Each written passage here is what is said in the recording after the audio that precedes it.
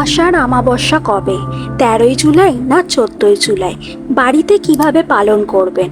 আষাঢ় অমাবস্যার মহত্ব আর সর্বশেষ আছে অমাবস্যার বিশেষ এক উপায়। এই সব কিছু জানতে হলে সম্পূর্ণ ভিডিওটি দেখতে থাকুন। ২০২৬ সালে কবে পালিত হবে আষাঢ় অমাবস্যা?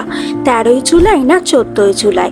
আষাঢ় অমাবস্যা ভারতের বিভিন্ন প্রান্তে হলহারিণী অমাবস্যা নামে পরিচিত। এই দিন পূর্বপুরুষদের তর্পণ করা, পবিত্র নদীতে স্নান করা এবং দান করার পরম্পরা হিন্দু ধর্মে যুগের পর যুগ চলে আসছে। তবে জেনে নেওয়া যাক ২০২৬ সালে আষাঢ় অমাবস্যা কবে। হিন্দু পঞ্চাঙ্গ অনুসারে আষাঢ় মাসে কৃষ্ণ অমাবস্যার তিথি শুরু হবে ১৩ই জুলাই ২০২৬ সালে সন্ধ্যে ৬টা ৪৯ আর অমাবস্যা তিথি শেষ হবে ১৪ই জুলাই ২০২৬ সালে দুপুর ৩টে ১২। উদয় তিথি অনুসারে আষাঢ় অমাবস্যা ১৪ই জুলাই ২০২৬ মঙ্গলবার পালন করা হবে। আষাঢ় অমাবস্যাকে হলহারিণী অমাবস্যা কেন বলে? কথিত আছে বছরের পর বছর এই দিন কৃষকেরা তাদের লাঙল, ষাঁড় এবং কৃষিকাজের সমস্ত সরঞ্জাম পুজো করেন। তারা ধরিত্রী মায়ের প্রতি কৃতজ্ঞতা প্রকাশ করেন এবং ভালো বৃষ্টি ও সমৃদ্ধ ফসলের জন্য প্রার্থনা করেন। বিশ্বাস করা হয় যে এই দিন থেকে বর্ষা পুরোপুরি সক্রিয় থাকে এবং ক্ষেত্রে লাঙল এবং বীজ বপন শুরু হয়। সেই জন্য এই দিনটি কৃষকদের জন্য বিশেষ গুরুত্বপূর্ণ। আষাঢ় অমাবস্যার মহত্ব।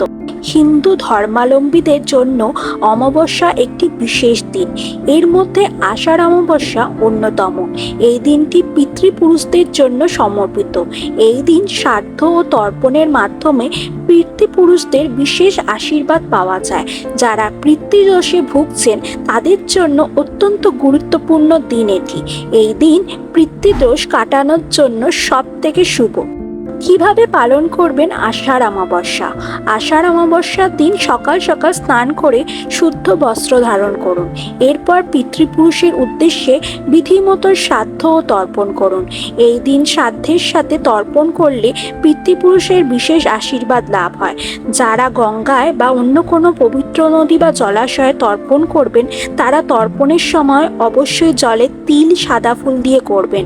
এতে শুভ ফল লাভ হয়। এই দিন নিজের সামর্থ্য অনুসারে অন্ন, বস্ত্র, ফল, মিষ্টি দান করলে জীবনের সমস্ত বাধা কাটে। এই দিন বাড়িতে নিরামিষ আহার গ্রহণ করুন আর ওম নমো নারায়ণ মন্ত্র জপ করুন। আষাঢ় অমাবস্যা মঙ্গলবার পড়ার কারণে একে ভৌমবতী অমাবস্যা বলা হচ্ছে। এই দিন তর্পণ করলে শত্রুর ভয় ও আর্থিক সংকট থেকে মুক্তি মেলে। বিশেষ উপায়।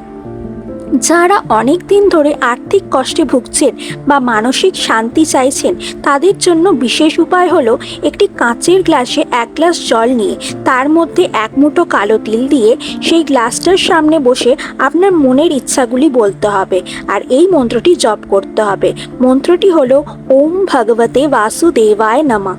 এই মন্ত্রটি ১০৮ বার জপ করলে ভালো হয়। এরপর নিজের পিতৃপুরুষদের কথা মনে করে তাদের আশীর্বাদ চেয়ে নিন। এই গ্লাসের জলটি বাড়ির বাইরে যে কোনো গাছের গোড়ায় অর্পণ করে আসতে হবে। ১৪ই জুলাই অমাবস্যা তিথির মধ্যে যে কোনো সময় এই উপায়টি করলে সব থেকে ভালো হবে। এই উপায়গুলো করুন আর অমাবস্যার দিন নিয়ম নীতি পালন করে চলুন। জয় শ্রীকৃষ্ণ।